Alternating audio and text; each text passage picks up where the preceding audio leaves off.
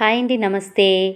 Evening కానీ మధ్యాహ్నం పూట కానీ అలా అన్నంలోకైనా సరే ఎంతో టేస్టీగా శనగపిండి బోండాలని ఎలా చేసేసుకోవాలో టేస్టీగా ఇప్పుడు చూసేద్దాం మసాలాతోని.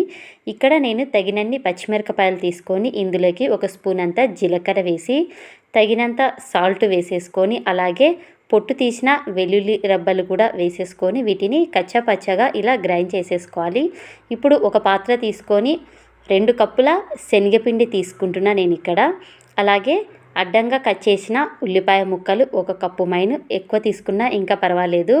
ఈ మిక్సీ పట్టుకున్న మసాలాను కూడా ఇందులో వేసేసుకొని ఇప్పుడు 1 కప్పు కరివేపాకు, ఎక్కువ ఉంటేనే మేలు. అలాగే ఇంకో కప్పు సన్నగా తరుక్కున్న కొత్తిమీర కూడా వేసేసుకొని వంట సోడా వేసేసుకొని ఇప్పుడు మొత్తాన్ని అంతా కలిసేలా వీటిని ఒకసారి ఇలా కలిపేసుకోవాలి. వాటర్ అనేది మొత్తం పోయకుండా ఇలా కొద్దిగా పోసుకుంటూ ఇలా కలిపేసుకోవాలి. పిండి అనేది మరీ ఎక్కువ పోసేసినా కానీ మరీ లూజుగా అయిపోతుంది. ఇప్పుడు మళ్ళీ ఇంకోసారి చాలకపోతే మళ్ళీ వాటర్ పోసేసుకొని పిండి అనేది ఇలా ఉండాలి. ఇలా చెయ్యి పట్టుకొని ఇలా పైకెత్తినప్పుడు ఇలా జారిపోవాలి పిండి అనేది. ఇలా ఉంటే సరిపోతుంది మనకి పిండి.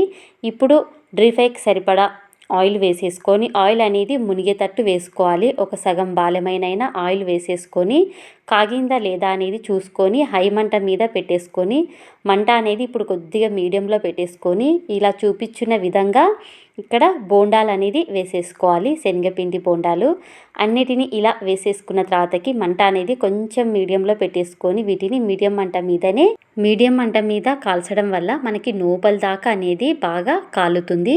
మీడియం మంట మీదనే వీటిని ఇలా కాల్చేసుకోవాలి. హై మంట మీద పెట్టినామంటే తొందరగా పైన కాలిపోతుంది, లోపల అనేది అలాగే ఉంటుంది. నేను ఇందులో కరివేపాకు, కొత్తిమీర అనేది కొంచెం ఎక్కువ వేసాను. మీరు అవి కాకుండా వేరే ఆకుకూరలైనా వేసి ఇలా ఇచ్చామంటే పిల్లలు అస్సలు కనుక్కోలేరు, ఇలా ఈజీగా తినేస్తారు. వాళ్ళకి ఎన్నో పోషకాహారాలు అనేది కొంచెం అందుతాయి కూడా.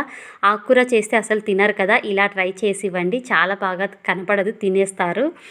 కనీసం వారంలో ఒక 2 సార్లు అయినా బయటి ఫుడ్ కాకుండా ఇలా ఇంట్లో ఫుడ్ ట్రై చేసి పెడితే కొద్దిగా హెల్తీగా ఉంటారనేది నా ఒపీనియను. ఇంతేనండి. ఈ వీడియో మీకు నచ్చిన ఉపయోగం లైక్, షేర్, సబ్స్క్రైబ్.